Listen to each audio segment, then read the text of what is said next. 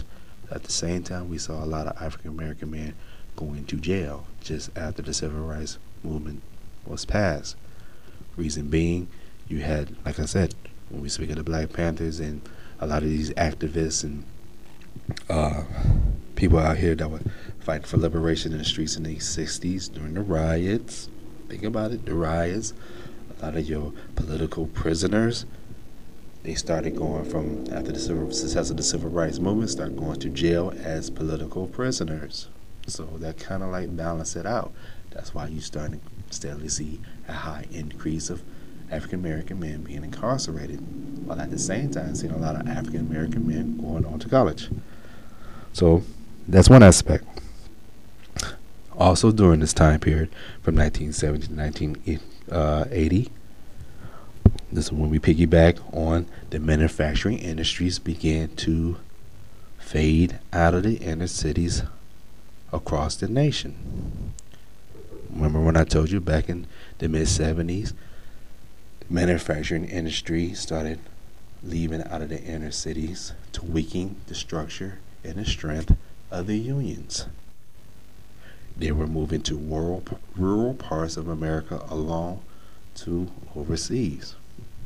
Remember, by the end of the 1980s, America had lost 3 million jobs. And who was hit first? Your blue-collar jobs. And who was working these blue-collar jobs? African American men. These jobs was the surplus to the African American community. These jobs, economics, helped strengthen the African American family. So in the mid 1970s, when manufacturing started closing up in the inner cities like Detroit, like Gary, Indiana, like I want to say Youngstown or Toledo, Ohio, probably in major parts of Pennsylvania, the African American families was the first hit. They were the first hit.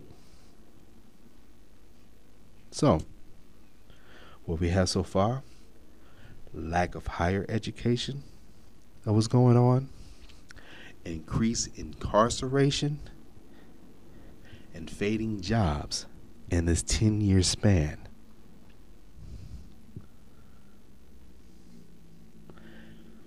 So, when you see that these are the three elements that can help destroy the foundation of a solid family, an African American family. We all know it's economics that keeps the family structure together. Once that unravels, so does the family. And that's not something that I feel personally. I think that's something that we all can agree upon. If you have two parents here working, money's coming in, the mood is great. The family is solid. You're able to buy things. You're able to enjoy, reap the benefits from bringing money home. However, if the father, who happened to be a victim of one of these manufacturing companies that closed up, now the money's not coming in like it used to. Now it puts a strain on the family, puts a strain on the mother, puts a strain on the children, because now the children have to change from getting things to not receiving things. The mother had to probably work 2 jobs to accommodate the lack of income that's coming in the home because the father has lost his job. The father becomes depressed because now he's not able to provide for his family like he had been just years prior, working at the manufacturer and bringing home the money. So that begins to tear down that solid family structure in which we're speaking of. Mind you, follow me here. In this 10-year span, the African American family went from 70% down to 46%, while their counterpart in white America, the family still maintained its family structure at, what did we say, 89%. So that goes back to who would hit first when these manufacturers started to close down? The blue-collar workers, who mainly consist of the blue-collar worker population, the African Americans, not white America. So you can see why white America family structure pretty much stayed consistent, and now you can begin to see how the African American family structure begins to transition itself, unravel. So, also during this time period, I want to touch upon the civil rights movement that got intertwined with the feminist movement, in which are the foundations of the structure of our African American homes.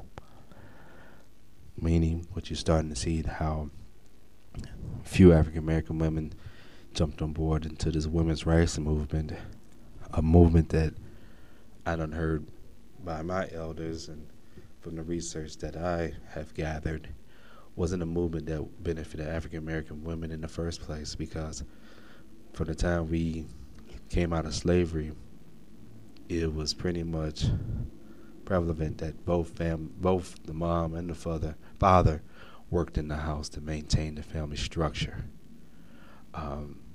There's no way on God's green earth you can go from being a slave, working on a plantation for your master, to come out of slavery after emancipation and go out and create your job and be the breadwinner for your home and provide for your family.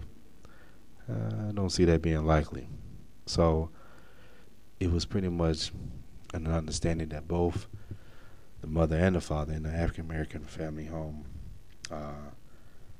both had to work to provide and maintain the African American family structure. So when you add the civil rights movement and how the feminist movement intertwined with the civil rights movement, and how it was supposed to enhance the position of women in the workforce.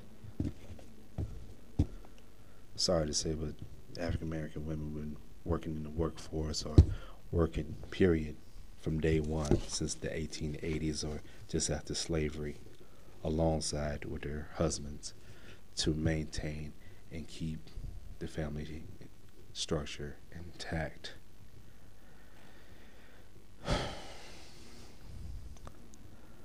I'm going to take a quick break, and we're going to continue this discussion of our topic this week, to the African American family.